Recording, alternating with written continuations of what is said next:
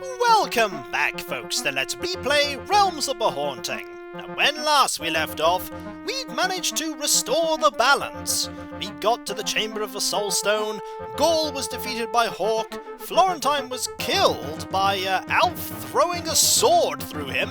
Now that's a fantastic throw, only after Adam had managed to reunite the Shrive and the Sword Eternity as one item. Rebecca had managed to distract Florentine long enough that Alf could land the killing throw. And now things are as they should be and are reverting to before Belial and Florentine had done all they did. Rebecca is gone. She has now taken up Abaddon's position as the Guardian now that the destiny and the prophecy have been fulfilled. And as a side note, we did manage to free Adam's father's soul. And so now Adam's father is free basically from his captivity that had been placed upon him by, I'm not sure if it's Florentine or Belial, but indeed he was trapped. There is one minor problem to doing all this though. The house is going to soon cease to be. All of the work that Florentine and Belial had done to keep this house here is unraveling, and we must go right now. We ignore all these enemies are not even slightly important. We can kill that one if we want, but basically we now need to leave right now and avoid and ignore those enemies. I vaguely know the route back, but we're going to have to be very careful. We do not anymore have access to the Sword Eternity. It is gone. It is most certainly gone. Also, do I want to be here? Not sure I want to be here. I think I might have took a wrong turn. I think I've taken a wrong turn. Yep. I did not want to go this way. I wanted to go the other way. This way. Through this door here and over here. We're actually very close now to the exit. And that's where we want to go. We want to get out of the house before this all goes horribly wrong. Here we are. And here is the Dodger. Do you remember the Dodger? The Dodger we encountered very briefly at another point, and it is a horrible enemy that we need to defeat right now. We also have a lot of healing items. We are going to need to use them. There is the Dodger trying to get a... I think the Dodger might be stuck. The Dodger will not be stuck for long, though. Or maybe... No, Dodger will not be stuck for long at this rate. We need to get a good shot off here. Then again, we could just sort of just... Oh, no, that's got him free. That's not good. The Dodger is in fact the final boss of the game, and you need to be very careful in dealing with him. I don't know if the shotgun works, but... oh no, he's free. That's bad, that's bad. Quick, move around, move around. Alf's dagger will certainly help, but we need to make sure that we do not get hit by the Dodger. Where is the Dodger? The Dodger's over there. Hello! We certainly need to... Oh, that's not good. That's a lot of damage. That's a lot of damage. Fortunately, we have a lot of health. We have a lot of health on hand. I do not know if the shotgun does anything at all, and also we really, really want to heal now because we are running out of health, and also I want to sort out where my weapons are. Where is the wand is there. The staff is... Okay, the staff's there. That's fine. I need that staff. Also, I need to make sure that I do not... Oh! Right behind us, I see. Also, that is really not going to be a good weapon. That is really not a good weapon. Just thinking, let's throw some water at him. No, poor plan. Poor plan. This is most certainly the hardest fight in the game. The Dodger is fast. The Dodger is deadly. And you'd think that there's a really hard time limit here. There really isn't. You just sort of need to defeat the Dodger here. The Dodger is the one that's effectively keeping us from leaving. Once the Dodger is gone, we can leave. Also, you're pretty much getting past now. And we missed horribly because of that. Fortunately, he appears to be a little stuck. His, even for the final enemy, his pathfinding leaves a little bit desired, but he's managed to get past. And we can just pretty much dodge away. In the end, terrible pathfinding will be our potential victor. Also, I don't know if the shotgun even works. You just have to turn around to see... There we go! The Dodger is defeated. And now, let's just drink a potion to remain at full health here. And with staff in hand, we can leave. Let's go before this house ceases to exist, shall we? Oh, I'm gonna miss this place. No, wait, who am I kidding? No, I won't. Let's go.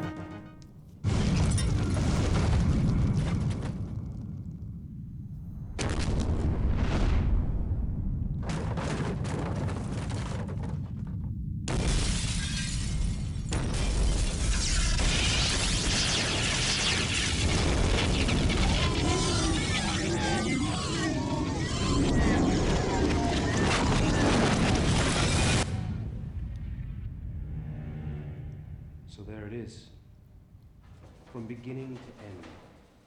The whole goddamn story. I know you think I'm crazy. Otherwise, I wouldn't be here. Right?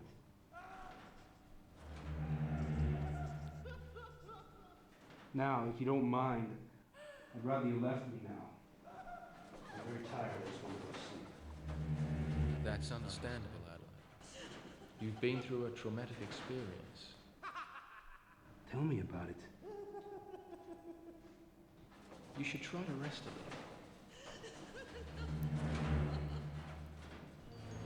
Time for your medication, Adam.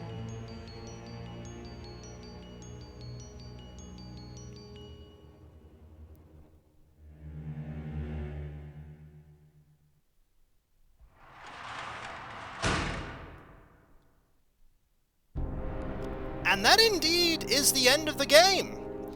Was it the case that nobody believed Adam Randall when he tried to tell people about what had happened? Or is it the case that Adam Randall is in fact mad and imagined everything that had just happened? Who knows? It's not clear either way. It could be either. But the fact that Rebecca is there sort of says that there's a possibility that it was all in his head. But then again, she did say that she would see him again. And maybe it's in that form. Who can say? What I can say is that this is the end of the Realms of the Haunting replay.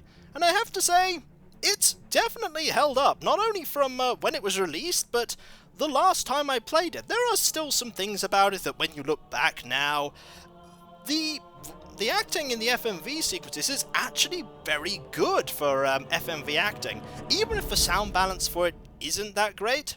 And the bit at the end with the padding on the puzzles is not fantastic. I think they could have made, in my opinion, some more interesting things there. But no, the game is what it is, flaws and all, and I still really, really enjoy it.